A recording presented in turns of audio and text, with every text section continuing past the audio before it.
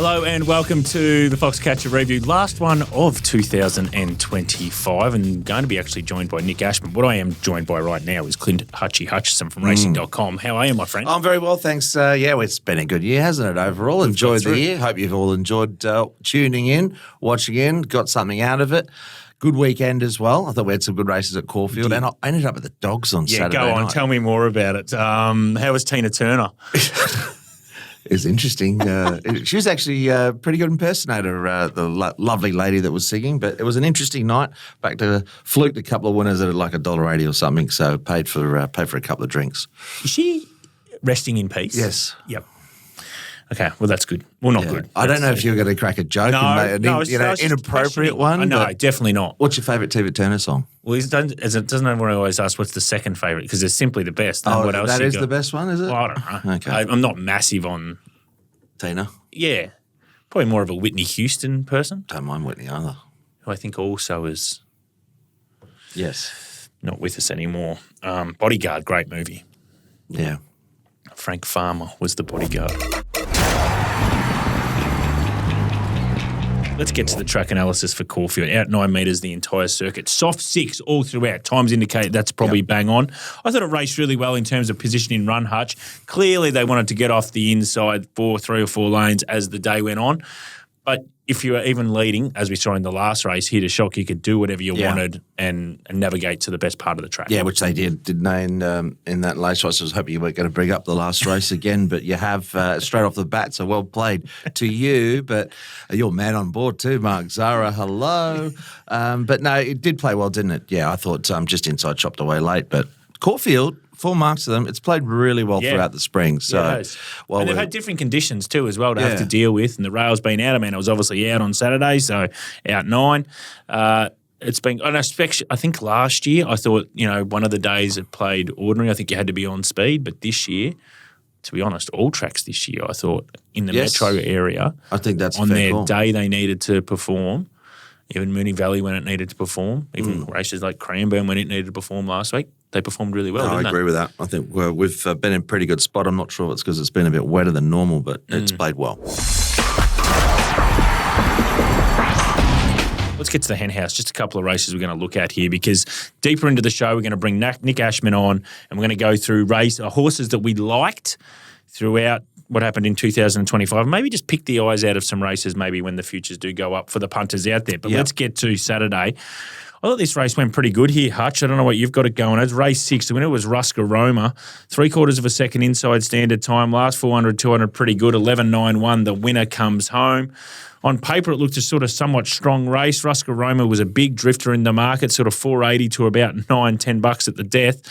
But it was pretty good, I thought. Yeah, it was good. Some of the form lines, and you get to learn a little bit more when you go back and see the races they've been coming through. But no excuses for the runner-up. Who was a short. Gee, they really backed Jenny Gone Bonkers, didn't they? Off that Pakenham win, which was a good win, and she's clearly a nice horse. But all honours with the winner on the day. I think going forward, you'd respect the race, and I think you'd respect the runner-up, and even Lyrics and Song was only having its third career start. Yeah, I think there's some horses that now I don't know what they do, because they're in a bit of a area where there's really not much black type left. So maybe they come back and they could be horses that improve again in the autumn. I would have thought for some of these, especially probably second and third in particular. I mean, Ruscaroma was deep into the prep, but the others were sort of pretty lightly raced. The others lightly raced. But I mean, do they they might be ones to catch early in the, in those summer months or later months in the summer, perhaps, because they could probably give them a break or a fresher more than a longer break. Because all I hear from a lot of the trainers is that the gap's getting shorter and shorter. They can't spend that much time out. So that's probably the case. It's starting to become that now, isn't it? And I think you look overseas, a lot of them just sort of stay in work anyway. They just sort of, do a couple of things with them, whatever. It might be very different, but that's how they train their horses. Yes. I think that the days of the long break are well and truly over. Yeah, absolutely. Let's get to the last race. I don't want to talk about this, but it's actually gone enormous. And I know, you were on the second horse and he's gone big again. But Hit a Shock wins the race. 1.25 seconds inside standard time. The last 400, 200, pretty good. Hit a Shock, great. He brought, the right sort of Group 1 form. He hadn't been going great in those, but he hasn't been terrible in it. Controlled the race. Zara, fantastic.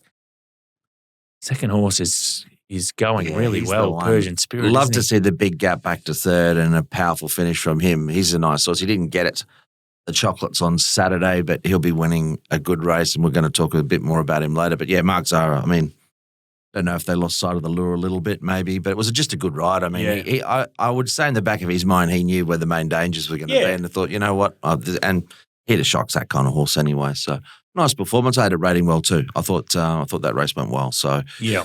but there's one in particular that we'll be following going forward. He was really well supported too, wasn't he, Persian Spirit? And, soft track, I think anytime there's a soft track with this horse, we sort of probably want to be with him. He's definitely one, as you said, we're going to talk about him a little bit later. He goes well on soft. Do you think that he just needs? I think I'm not saying he's hopeless on good, but I just think the others probably don't relish it as much as what he does. And he showed that, I thought, on the day at Flemington when he just monstered them. Yeah. Hence why he started the price he did on Saturday. But he backed it right up again. I mean, it was only a 6 too, and it was probably just into the 6 range, not as if it was a genuine soft track.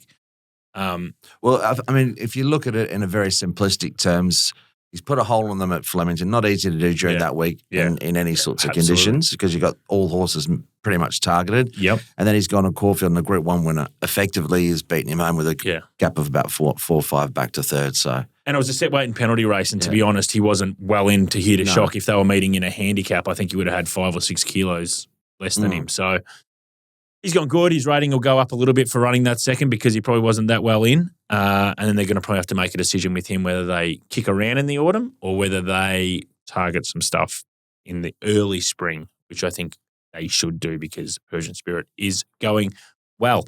That was Caulfield. All right, team, now it is time to obviously bring in Nic Ashman from Sydney because we're going to go through what we liked in 2025, guys, and maybe just try and direct the punters into some races that might be coming up in the calendar 2026. We know these futures sort of go up in early January. We might be still on leave. One of us might be in a Colombian jungle. I know which one that is.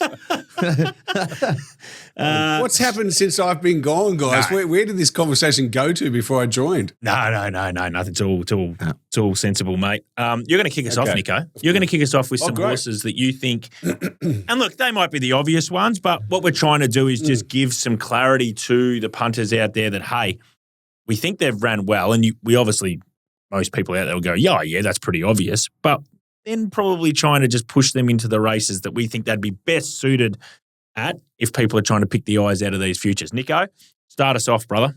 Yeah, okay. Look, I'll kick off with Tentaris. Obviously, he's a lot of people talking about him being the potentially the next sprinting star. Jimmy Starr's got that spot. There's no doubt about that. I don't know if you guys agree with that at present. No, I think that's true. Yeah, I agree. Yeah, I think so. But just that Coolmore Stakes, I mean, when you watch it, it was a good group of 3-year-old sprinters. I don't know about the sort of mile staying 3-year-olds this season, but the sprinters look to have their share of ability, Napoleonic up here and so forth as well. And even the ones that haven't won Group 1 races like Napoleonic look to have above average ability. But Tentaris just put him away. He was sort of at the back of the pack there at the 400 in the Coolmore Stud Stakes, and he had that race sewn up within about 100 or 150 metres, and he won it like a really good horse. The time, the rating measured up and suggested that he was well above average, and he went round. He was set to go round hard in the market in the Group 1 weight for age race 7 days later, but of course scratched at the barrier. So I think the lightning stakes with him. Now, I just want to make one comment that if you look at his ratings, even as a 2-year-old and certainly as a 3-year-old in the spring, they get better with racing. So I'll be interested to hear what Sam and Anthony do with this horse, assuming it goes to a lightning stakes, what they do with him going into it to try and get him ready for that race, because they're probably going to have to screw him down a bit. And then I don't know what you guys think, but I genuinely think if he goes across to England for a King's Stand, that could be a really exciting thing for Australia to have a 3-year-old across there. Was Magnus a 3-year-old when he went across there, Jules? Do you remember? No, I don't know. No. Nico, do we read anything into the fact that Mike Gladiola came through that form reference and was a bit disappointing at her next run? Look, I'm prepared to say it might have been end of prep for her, that disappointing next run that you're referencing. So, and I just still feel as though he was purely dominant in that Coolmore Stud Stakes. He had them all covered real easily. So I'll stick with him. I think the most interesting thing for me is just how they attack the autumn and how they get to these key races for him, and then whether or not they actually take him overseas to a Kingsstand Stakes. But he's such an exciting horse, and for mine, he looks probably the most likely challenger to Jimmy Starr in the new year. If you went Lightning Stakes, the natural progression would be, being a 3-year-old, you're still going to get in fairly light compared to being an older horse. The Newmarket at 1,200? Yeah, you'd think so, wouldn't you? Just stick to down the straight. He obviously loves it. He's got that get back run on style, which is often really well accommodated for down the straight. We've seen even horses that stretched out to a mile over the years, like All Silent. Remember him? He won an Emirates Classic, as it was called back then, which is now the Cantala. When it was a handicap for Graham Begg, I think maybe back in 2008. But he ended up being a really good straight horse because he was able to get back and slingshot into the race. And that's exactly Tentaris' style. I think he'll be better suited in those races. He got away with it in the Gothic Stakes around the bend, but I think if you put Group 1 weight for age horses in front of him, he probably doesn't win that race. So I think straight racing definitely for him, and I agree with you. I think the Newmarket's the most logical one. He can stay at home.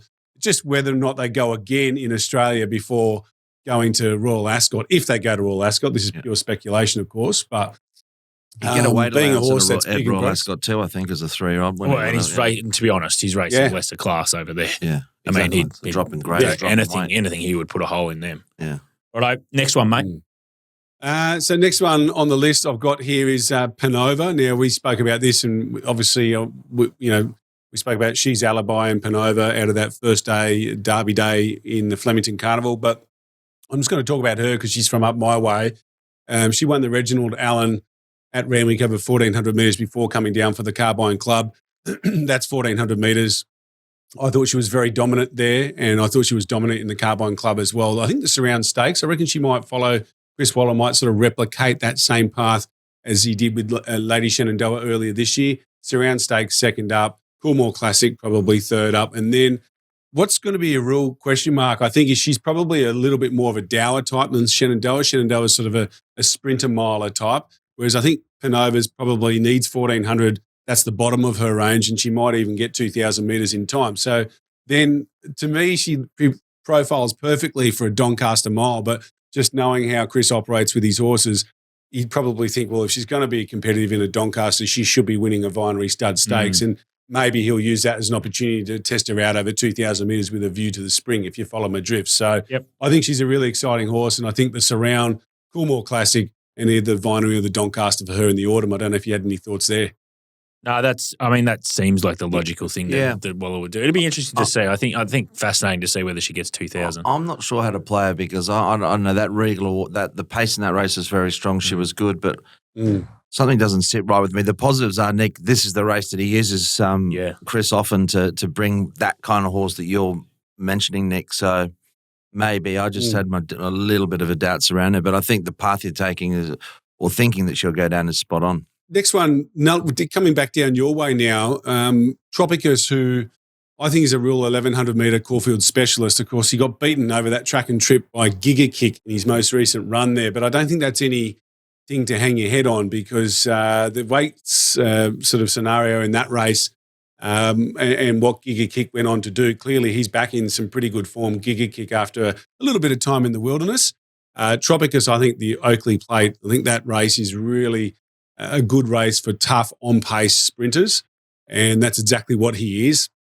When I look at his ratings profile, it's definitely been on an upward spiral over the last sort of 12 to 18 months. He always showed a bit of ability. He ran in the Run to the Rose and maybe even a Golden Rose as a 3-year-old, but he wasn't quite up to those races. He got back in the Run to the Rose and was very strong through the line. But nowadays they've found a way to put him on speed in even fast run races, which I think is a really good asset for him. So I can see him not being a Group 1 winner. Jules, you're the weights expert here out of the three of us.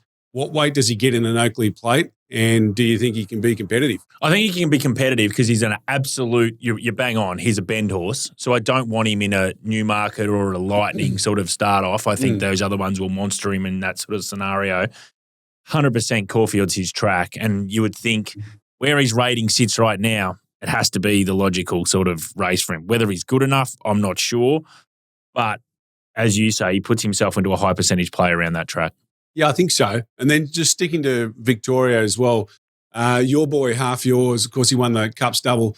I got the analysis wrong with him in the Melbourne Cup.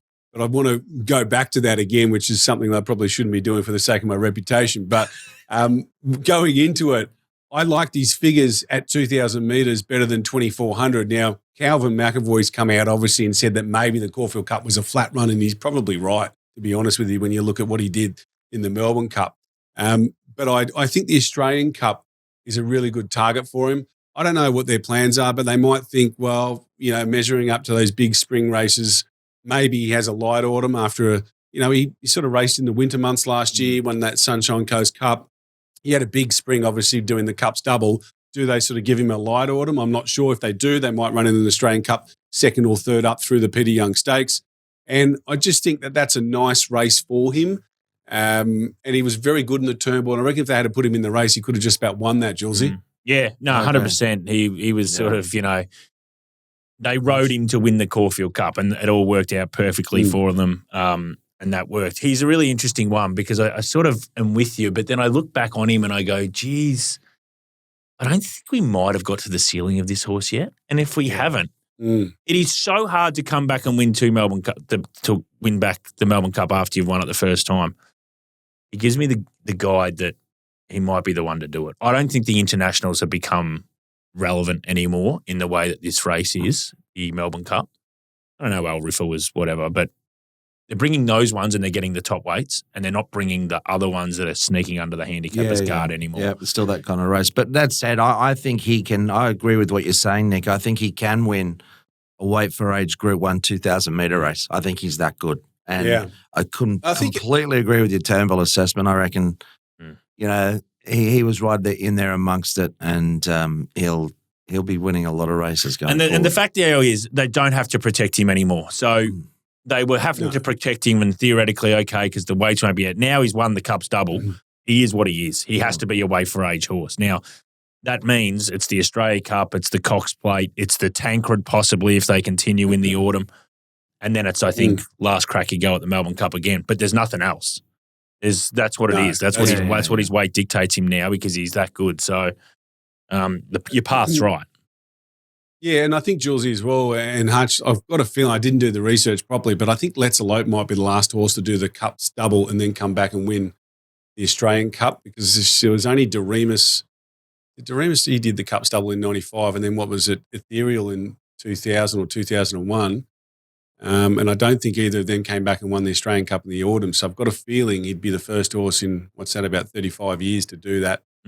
And do those three races in the one season. So, but to be fair, as you sort of just touched on, then the Melbourne Cup, the profile of the Melbourne Cup really changed in the mid 2000s towards 2010 with Americana and the international starting to dominate. It's now, I won't say reverting back, but we're removing that international element largely, which is not necessarily a bad thing. Hey, if he goes to the Australian Cup and they opt to give him a light autumn, it's a bit of an if. Obviously, you mentioned the Tancred could be a target race for him. I just wonder if they just sort of give him an easy autumn. And if they do, I think Aliana maybe gets a chance to finally blossom in the autumn. We know she loves a wet track. It's almost always raining up here in the autumn. And the Tancred, 2,400 metres, weight for age, surely this is her target race. You've got to look, outside of Half Yours, probably the other two main dangers in the weight for age ranks to her of Via Sistina and Sir Delis. Via Sistina will not go to a Tancred Stakes, almost certainly won't go there. And I don't think, even though Delis can run a mile and a half very comfortably, I don't think Gay and Adrian will want to take him up to 2,400 metres and then come back to 2,000 just because he's probably not quite that type of horse for a Queen Elizabeth. I think they'd probably rather run in a Randwick 3 weeks between runs and then go around 2,000 metres again. That seems like a better platform into the big grand final during the championship. So I think if all of that lines up and Half Yours has the light autumn, then I think the Tancred's there for the taking. I reckon Aliana might finally get a day. I thought her run in the Cox Plate was better than it looked. And you got a two-year-old for us. Yeah, incognito. So can't do futures tips here without talking about the Golden Slipper in Sydney, of course, the world's richest 2-year-old race. He was awesome winning the Breeders' Plate. It's often been a pretty good guide. He's got the ability, when I see the 2-year-olds that camp off pace and then rip down the centre, they're the ones that you want to stick with going into the autumn. The rating out of the race was pretty good. It was a much better race than the Jim Crack on the same day. There's been a couple of others that have gone well. I'm Your Huckleberry or whatever it is. it's gone pretty well as well. But I do think Incognito is the early slip of hope at this Not stage. a Huckleberry Finn fan. Tom Sawyer. Tommy Sawyer, yeah. Anyway. All right. Thanks, mate. That was good. Hutch, you're up next. Yep. Thanks, Julesy. Well, I'm going to kick off with a mare or filly, I should say, that I think looks an absolute star in the making, and we're all sort of on the bandwagon with She's an Alibi, and what a couple of performances from her. And most notably, I thought it was interesting, given that they won the 1,000 guineas, the stable. Yep. And they were a little bit, some of the comments sort of post She's an Alibi's win were interesting, I think, regarding her and what they might be up for during the autumn. And I think the Australian guineas, I should say, is on the radar for them. Yep. And if she can return in a similar sort of vein of form, she'll be very hard to beat in that because she can take a position in a run. And like I said, I just think she was one of the finds of the spring. I think so. And just if you're playing in that space with the futures that they come out, I think the Australian Guineas is the right play. Mm-hmm. Just don't drop off 7-day, the way the calendar falls. It's a 7-day back up into the All-Star Mile. Just wouldn't be surprised. We've seen a 3-year-old filly do it before with Mystic Journey a long time ago. It's a big carrot. A huge carrot. Yeah. Do you know what I mean? And just if you're up and you've won the Australian Guineas, why wouldn't you? Yeah. So wouldn't be surprised, wouldn't want to see her. It would just fall into the Australian Guineas pocket and miss the All-Star Mile one. Yeah, and I'm not sure if the boys, I mean, I don't think the winner of the Caulfield Guineas was good, but I don't know about some of the boys. No, I'm happy with her. Yep. So I like her. I don't know where these two are going to go. Jules, help me out, because this is more your wheelhouse and this is Nico's wheelhouse, this sort of futures play. The two horses that I want to follow going forward, Point Barrow and Napoleonic, I think they're similar types, but the Napoleonic win at the Valley was unbelievable. Off a little bit of a wide trip, and J-Mac pushing the button, put 5 on them. Didn't beat much, but won well. And Point Barrow, I don't know, she is, I know they've got 10 Tyrus, the stable, and I know they sort of kept them on separate paths. Do they continue to, they're going to have to meet each other sooner rather than later, aren't they? They're interesting. They're really interesting. I mean, Point Barrow's rated 88 domestically, Napoleonic 84. So they've still got a bit of work to do to get into the better races. But you look at it and you go, Newmarket handicap, then I push maybe Napoleonic William Reid because, I think he could be a way for age horse. Mm-hmm. And then there's this other one up in your neck of the woods, Nico, where a lot of these horses go that just fall off a little bit. The Arrowfield, that Group 2 race, I wouldn't be surprised to see either of them there. That's sort of where I'm playing in with these spaces, with these horses. Hutch, what do you reckon, Nico, about that Arrowfield? Yeah, it's sort of a race that gets targeted by a lot of trainers. The other thing to mention here with the Napoleonic is they had intentions of running in the Orr Stakes, the CF4, as opposed to backing up and going into the Coolmore Stud Stakes. Now, it might have just been that they didn't want to back him up, but obviously there's a school of thought that he gets 1,400 metres. I hate to say it, Julesy, but the Stradbroke Handicap is a race that John O'Shea very loves. Good. That's very good. We'll have 35 horses by the time the Stradbroke comes around. We should have had the winner. Let me just get my list of Stradbroke horses already. I love it. I love it. So, listen, I think we'll find out a bit more, but certainly the Newmarket, the William Reid, I mean, where's the William Reid this year? I don't know. I'm assuming Caulfield. I think Caulfield's got most of these Moonee Valley sprints, I think, going forward, to my knowledge. Yeah, okay. I genuinely think they'll hold him up. He'll probably go into it second up, and then they'll look to – the other thing is I think the Arrowfield's on the first day of the carnival. Would they give him a go in the all-age stakes 2 weeks later over 1,400 metres? That would give him the crack at the Group 1 weight for age 1,400 that he was going to go to at the end of the spring. And then off the back of that, they can go up north to – Of course. All right, talking of going up north, can Sabaj win a Doncaster? He's got to win, I reckon, next week. He's in the Ingham. He doesn't have to win, but Ingham. Want to say win? If he can win the Ingham, beat Gringotts, he'll have a weight pool, 53 versus 61. He gets the entry into the Doncaster, and then you can build a whole prep around it, can't you? He gets through the ground too. So he's shown that he can handle the ground. He's got a good turn of foot, and he was unlucky when we saw him up there. So he'd be my we like him. Donny pick. Queensland Derby, they've announced it. We saw this horse win on the weekend. Different gravy, great name, great horse. Yes. I really like that. I mean, he, not going to the probably ATC Derby in New South Wales, targeting Queensland, I think, is a very good play. So he'd be one that I'd be happy to. I don't know if any of the markets are around. I couldn't find them. But no, there's not yet. So this might be the one where we're away. Yeah. But yeah, I'd be looking at him for that Queensland Derby, and he becomes possibly a Caulfield Cup hope off the back of it. And I've probably pinched a couple of yours in terms of horses that you've been with and had early calls, Jules. She's a hustler. Once again, Q22, they're talking about going there. And, gee, I was impressed with her win on the weekend. It's and good getting weight for age, wasn't it? A mile and a half. Yep. Caulfield. Same track. Graham Begg. Got a very nice ring to it. Reckon she'll get 53. I'm mucking around with weights already. I reckon she gets 53. I'll talk about that a little bit later when we do another little profile on her. But I'm with you. She's a good one. Outside of that, Strictly Business is another one I'd probably back in a Caulfield Cup, just being that 4-year-old mare. Yeah. And I don't even know what to say about that. It was unbelievable, wasn't it? Well, she's clearly very, very talented. I mean, training effort, all that aside, to be able to do what she did at her third career start, she's a stayer. She's clearly very talented. The race rated well. Yep. I mean, she was a different class to her rivals, and who knows where the ceiling is with her as well. Better than the Derby, the Oaks, so that's a positive for it.